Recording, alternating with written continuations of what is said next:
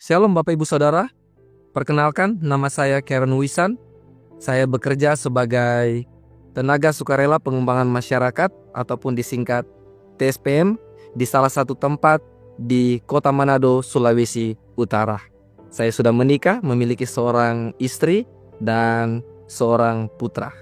Saya berterima kasih sudah memberikan kesempatan kepada saya saat ini untuk membagikan kesaksian bagaimana Tuhan telah menjawab doa-doa saya.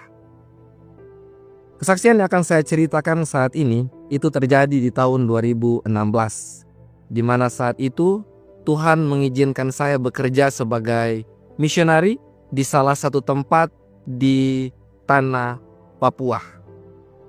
Bagi saya, situasi ataupun keadaan di sana sangat menantang dan penuh dengan pergumulan.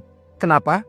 Karena pada saat itu, di tahun 2016 itu, ketika saya mengikuti pelatihan misionari dan diputuskan untuk dikirimkan di tempat itu, saya langsung mendengar berita-berita yang membuat saya takut. Ya, ada yang mengatakan bahwa di tempat itu sangat berbahaya, tidak aman.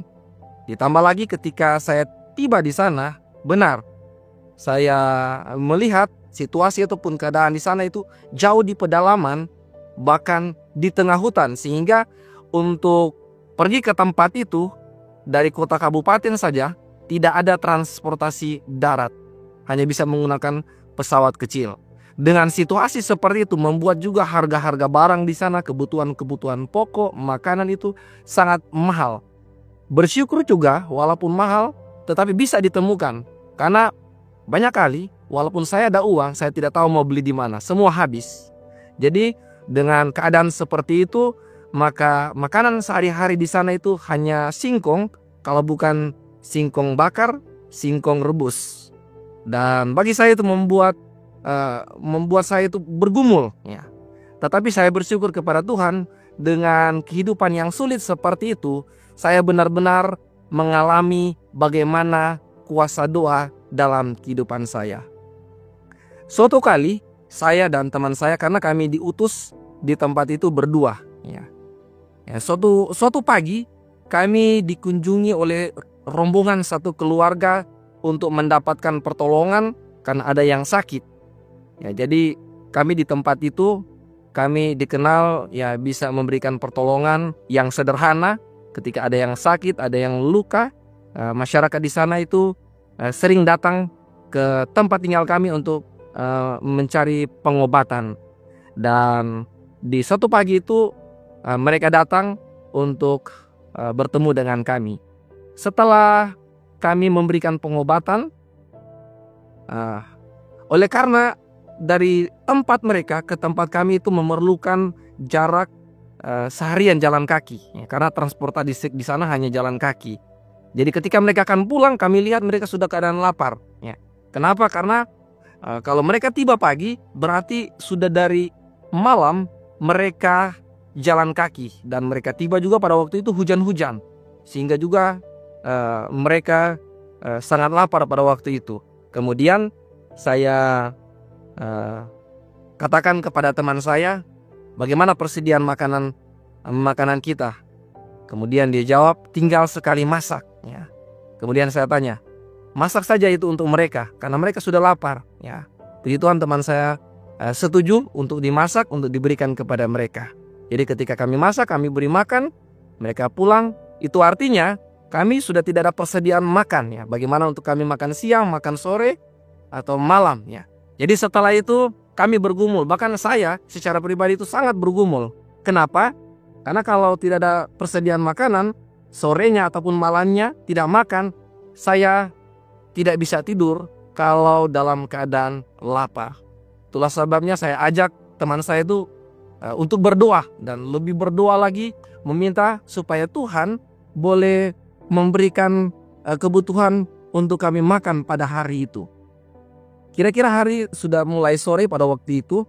Saya duduk di depan rumah, sambil pada waktu itu saya pegang gitar, saya menyanyi memuji Tuhan.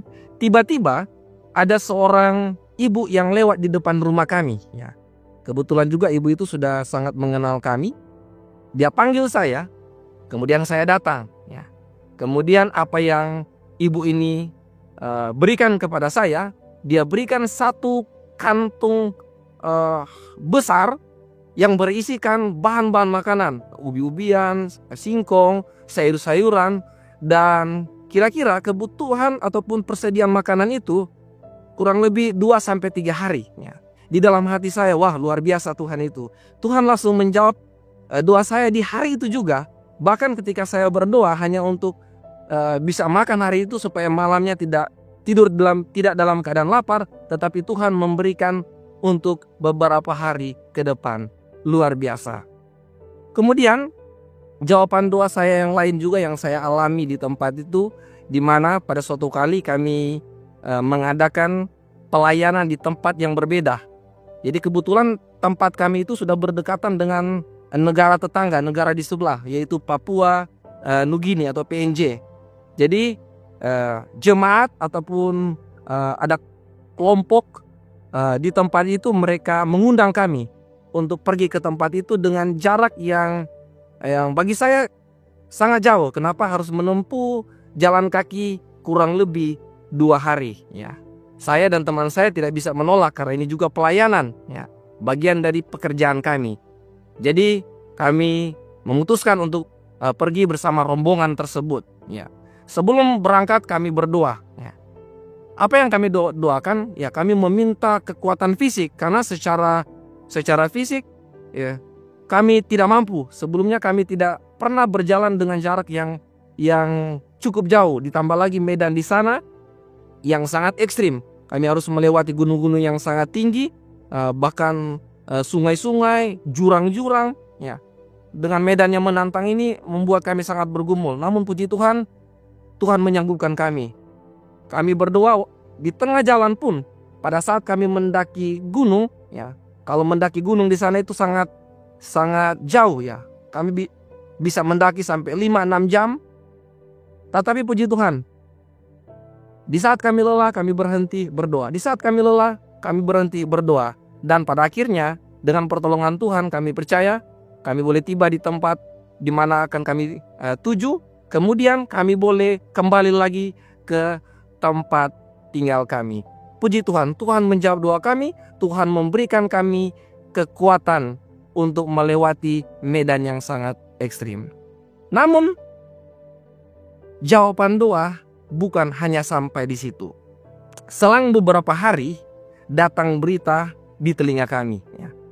Masyarakat bahkan kelompok yang bersama-sama dengan kami mengatakan bahwa sebenarnya di dalam perjalanan kami pulang pada waktu itu dalam perjalanan dari Papua Nugini, ternyata ada satu kelompok yang di dalamnya ada orang-orang jahat berusaha untuk mengejar kami, yang berniat untuk mencelakakan kami. Karena apalagi mereka melihat ada saya di sana yang mau dibilang warna kulit berbeda dengan mereka karena berbeda suku, ya. Jadi mereka tidak suka katanya seperti saya, ya. Sehingga mereka berusaha untuk mengejar kelompok kami dan berniat untuk mencelakakan kami. Tetapi mereka heran karena, ya, dengan kapasitas mereka sudah kuasai medan, kemudian jalan langkah kaki mereka itu sangat cepat. Saya sering berjalan dengan mereka. Setengah berlari, ya, sangat cepat mereka berjalan. Jadi informasi dari masyarakat yang ada, dari desa-desa yang kami lewati juga, seharusnya kelompok itu bisa mengejar kami. Tetapi kenapa mereka tidak mengejar kami? Kemudian saya katakan kepada jemaat, bahkan orang-orang yang ada di situ yang memberikan informasi kepada kami, Tuhanlah yang menyertai perjalanan kita pada waktu itu, ya. Walaupun fokus doa kami pada waktu itu hanya meminta kekuatan, kemampuan untuk melewati medan dengan jarak yang sangat jauh, ternyata jawaban doa lebih dari itu. Tuhan melindungi kami daripada orang-orang jahat yang mau berbuat jahat di dalam perjalanan kami. Puji Tuhan. Satu ayat yang menjadi kekuatan saya pada waktu itu, bahkan sampai saat ini, terdapat di dalam Filipi 4 ayat 19. Allahku akan memenuhi segala keperluanmu menurut kekayaan dan kemuliaannya dalam Yesus Kristus. Allah telah menjawab doa-doa saya. Allah bukan hanya memberikan kemampuan, pertolongan, bahkan keperluan-keperluan saya, tetapi Tuhan menjawab lebih daripada itu. Tuhan memberikan perlindungan dari orang-orang jahat yang mau mencelakakan kami. Demikianlah kesaksian yang sudah saya bawakan ini. Semoga boleh menjadi berkat bagi kita semua. Saya bawa dalam nama Tuhan Yesus. Amin. Terima kasih.